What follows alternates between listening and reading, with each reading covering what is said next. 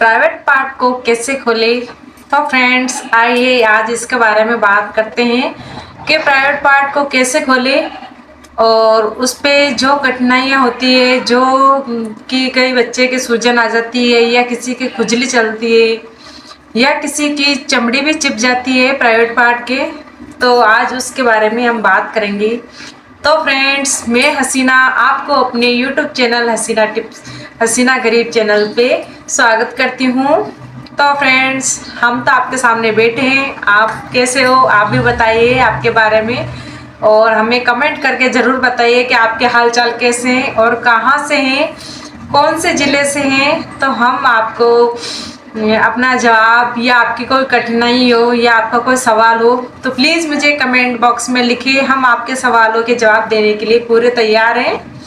और फ्रेंड्स आप कहाँ से हो, कौन से ज़िले से हो, तो आप मेरे कमेंट में लिखना ताकि मुझे भी पता चले कि मेरी वीडियो कहाँ से लोग देख रहे हैं। और तो फ्रेंड्स मैं आज आपको बच्चे के प्राइवेट पार्ट के बारे में बताना चाहती हूँ कि जब बच्चे पैदा होते हैं, छोटे होते हैं, पैदा होते हैं, तो उनके प्राइवेट पार्ट कैसे साफ करते हैं आज मैं आपको उसके बारे में बताऊंगी। इसके आगे और बताऊंगी मैं आपको। तो बच्चा जब हॉस्पिटल में होता है तो नर्स क्या करती है कि उसके प्राइवेट पार्ट में जो उसमें सफ़ेद वो गंदगी होती है उसको ऊपर करके साफ कर देती है। तो उस टाइम तो बेबी का प्राइवेट पार्ट खुल जाता है। उसके बाद में हम घर पे लेके आते हैं अपने, तो हम जो माताएं होती है वो बहुत डरपोक होती है। जो सबसे पहले फर्स्ट डिलीवरी होती है उसको तो बहुत डर लगता है कि मेरी बेबी को कोई कुछ हो ना जाए, नाजुक जगह है, यहाँ पे पकड़े न पकड़े, तो वो औरतें बहुत डरती हैं। तो आप लोगों को डरना नहीं है। और हॉस्पिटल से जब घर पे आए तो अगर किसी बच्चे की हम गंदगी साफ नहीं करते हैं तो उसमें छोटे छोटे कीटाणु भी हो जाते हैं। और उसमें देखना कि आप सफ़ेद कलर की जो सफ़ेद पानी जैसा होता है या उस गंदगी जमा हो जाती है चारों तरफ। तो आप माताओं को ध्यान रखना है कि उसकी सफाई कैसे करें।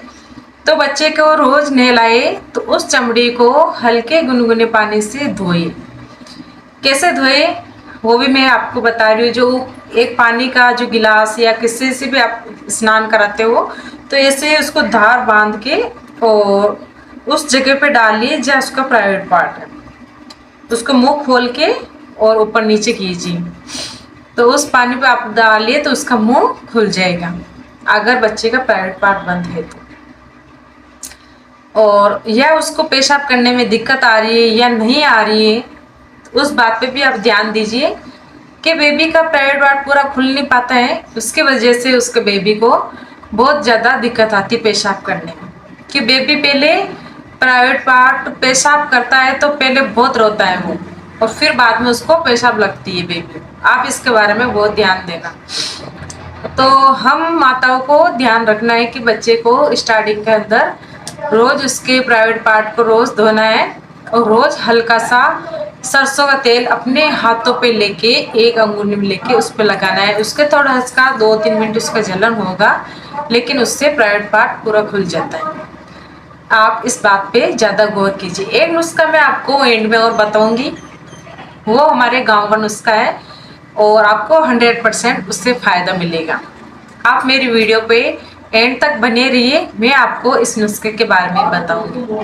अब बात करते हैं बेबी के प्राइवेट पार्ट को कैसे धोते हैं। तो आपको मैंने बताया कि पानी की धार लगा के धोए, नहीं कि बल्कि आप उसकी चमड़ी को ऊपर नीचे कीजिए, वो भी हल्के हल्के हाथों से पुश कीजिए। ऐसे नहीं कि आप जोर जोर से उसको ऊपर नीचे कीजिए, तो ऐसा करने से बच्ची की चमड़ी में दर्द होगा और हो सकता है कि उसमें मवाद यानी कि रस्सी भी पड़ सकती है या उस पर सूजन आ सकती है, क्योंकि वो बहुत ही नाजुक जगह होती है। तो उसको हल्के हाथों से पुश करना चाहिए और सरसों का तेल लगाना चाहिए। उसके बाद में भी अगर नहीं खुल रहा है और किसी डॉक्टर के पास आप जाते हो तो डॉक्टर बोलते हैं कि इसका ऑपरेशन होगा। आप सारे आप जो बताएं, जो मैंने बताया या आप किसी और से पूछा, अगर सबसे ये आप कर लिया और आपसे भी कोई फर्क नहीं पड़ रहा है बेबी के, तो आपने डॉक्टर को बताया, डॉक्टर बोल रहे हैं कि इसकी ऑपरेशन होगा। तो प्लीज़ मैम, आप महिलाएं माताएं जो है, हाथ जोड़ के विनती करती हूँ कि आपको घबराने की ज़रूरत नहीं है। अगर डॉक्टर बोलते हैं तो डॉक्टर भगवान के रूप में होते हैं, डॉक्टर को उनको सब चीज़ उनके बारे में पता होती है, तो आपको घबराने की ज़रूरत नहीं है। और डॉक्टर बोल रहे हैं तो कुछ भी नहीं होगा बच्चे को, सिर्फ 2-3 दिन दर्द होगा, और 2-3 दिन आपको ध्यान में रखना होगा बच्चे को। हाथ पैर उसके लगा लेंगे, इसलिए आपको हाथ में रखना है, ध्यान रखना आपको बेबी को। कुछ भी नहीं कि जो वो 4 लेयर चमड़ी होती है, उसके एक तो नीचे की चमड़ी होती है, कि ऊपर की चमड़ी होती है बच्चे की, तो ऊपर की चमड़ी को हम 4 लेयर चमड़ी बोलते हैं। उस चमड़ी को ऊपर करके जो नीचे वाली चमड़ी होती है उसमें हल्का सा कट लगा देते हैं, उससे बेबी को पेशाब करने में दिक्कत नहीं आती है।